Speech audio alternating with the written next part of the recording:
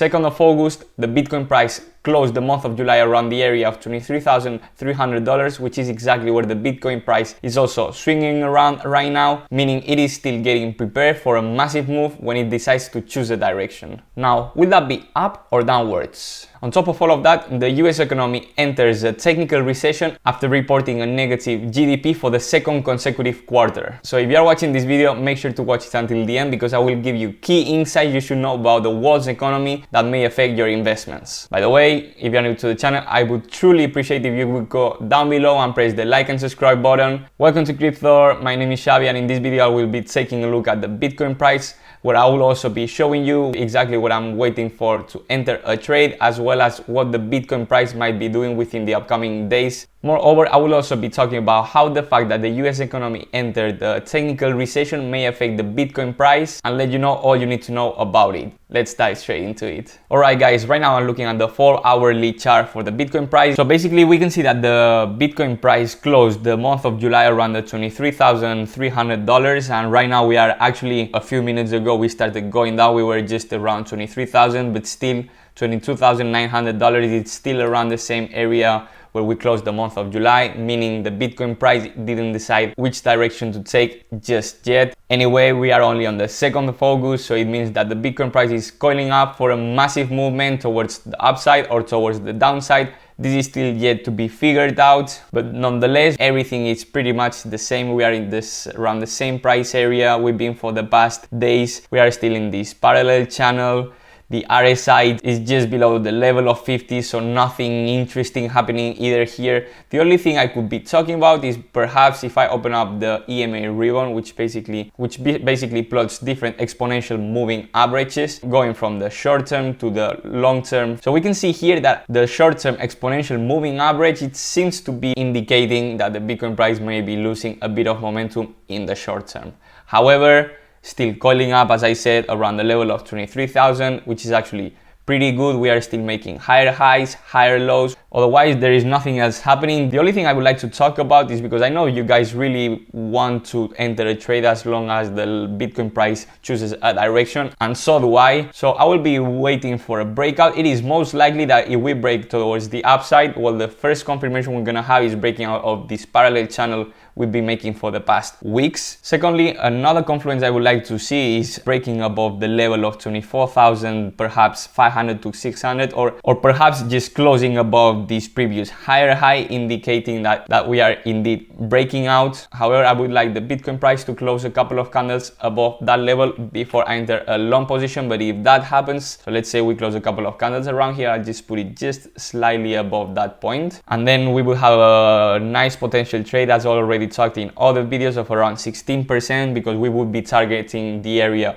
of the $28,500, as I also have previously mentioned, because here we have a lot of support here, support here, support here, and even here until we broke it with quite a lot of volume. So that's definitely a very important zone. However, if we break towards the downside, so let's say now the Bitcoin price tomorrow or in just a few hours decides to take a direction, and then we see a massive dump, because when it happens, when the Bitcoin price chooses its direction, I can guarantee you that it's gonna be with quite a lot of volume, especially now that we've been coiling up for so long. So now let's say that the Bitcoin price decides to break down. Well, I will be entering a short position, but first of all, I would really like to see, first of all, to start making lower highs here. So basically we would start closing some candles below the level of $20,700, and then potentially going to the support of this parallel channel. And if we break it, then perhaps we have another confluence, for example, closing below these levels around here, or even perhaps also the RSI indicating an overbought Bitcoin. Then we could enter a short position, something like that, towards the level of the $14,000, which I showed you previously here, which I have already marked, which comes actually quite back from the time, guys, as I showed yesterday in my previous video. So basically this target would come around this area right here,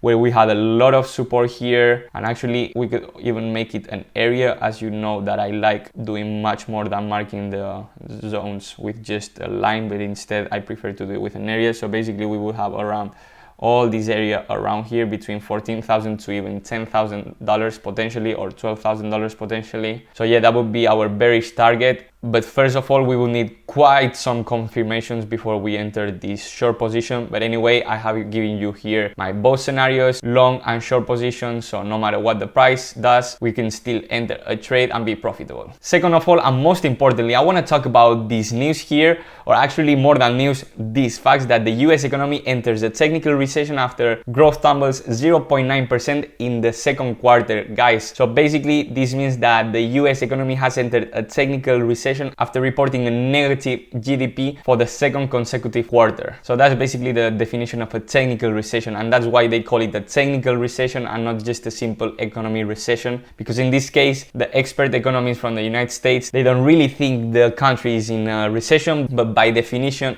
it is. In other words, a country enters a technical recession when it reports a negative GDP for the second consecutive quarter. So guys, as you can see here, that's a graph plotting the GDP reported by the United States per quarter. So here we can see that last quarter was a minus 1.6% and this quarter has been a minus 0.9%, which we can see here it's not a massive difference, but it's still a second negative consecutive report of it, which turns the economy of the country into a technical recession, basically. Now, said that, I want to highlight a couple of things here so you get a much better overview about what does this mean. So basically, as we can see here, it says the economy output already fell over the first 3 months of the year, with the GDP tumbling 1.6%, exactly as I showed you in the graph before, the worst performance since the spring of 2020 when the economy was still in the throes of the COVID-induced recession. Moreover, the NBER, which is the National Bureau of Economic Research, has also stressed that it relies on more data than just the GDP in determining whether there is a recession, such as the unemployment and consuming spending, which remains strong in the first 6 months of the year. It also takes into consideration the depth of any decline in economic activity. However, the latest downturn stems from a number of factors, including declines in private inventories, residential and non-residential investment, and government spending at the federal, state, and local levels. So basically, they claim that those decreases were offset by increases in the net exports, which are the difference between what the US exports and what it imports, as well as the consumer spending, which accounts for 2/3 of the GDP. But anyway, the report showed that the consumers are spending far less than they were in the winter, with personal consumption expenditures climbing by just 1% of the period as high inflation persisted and erodes Americans' purchasing power. Now, how does this affect to Bitcoin? Well, we can't neglect the fact that every time more and more people see Bitcoin as an asset to protect their money from inflation and basically to protect themselves from exactly that, losing purchasing power in the long term, because that's exactly what inflation does. It takes away purchasing power every year after year after year, which is basically why the Bitcoin is also called the digital gold. So this technical recession in a way could be beneficial for the Bitcoin price. However, given the fact that one of the most powerful countries in the world with one of the most used currencies in the world together with the euro has entered a technical recession, we have to understand that this might have an effect even unconsciously in the psychology of investors, as the US technical economy being in a technical recession highlights the amount of tension and stress on the global economy and how its robustness is being challenged month after month. Therefore, given that information, it is only natural that some people may be reluctant to put their money into investments that are directly related to an economy that seems to be in trouble, especially these people who don't really understand the power of blockchain and Bitcoin. Although honestly, I can totally understand that, as the crypto space is a fairly young market, very well known for its high volatility. By the way, if you want to know more about how robust and mature is the crypto space, but especially Bitcoin and its blockchain, go check out right above the on-chain analysis I made, where I show you everything you need to know to understand how powerful and how robust it is, but most especially understand where the real money is in Bitcoin and what actually whales are doing, which is, by the way, quite the opposite of what all media are trying to sell you. But anyway, go check it out. Now, just to top off and finish on this breaking news about the technical recession of the United States economy, I want to say that, hey, it is very important right now in these situations to just zoom out when we have breaking news like that. You know, one of the biggest countries in the world with one of the most used currencies in the whole world is reporting a technical recession. In this case, I want to suggest you to just zoom out. Right now, the Bitcoin price is about $20,000, while only in 2020 it was around $4,000 in March. And second of all, the whole crypto space market cap is just above $1 trillion, being around 50% of it, so around half $500 billion only in Bitcoin. Just try to understand the magnitude of these numbers, and then you will understand how mature and how strong the crypto space and blockchain are turning in a very short amount of time. Alright guys, that's it for today. If you found this video useful and you feel like you actually learned something, I would really appreciate if you could go down below and press the like and subscribe button and leave a comment. That will help to position the video on YouTube much better, and it will really help me, especially now that the channel is starting to grow. Thank you very much. I'll see you in the next one.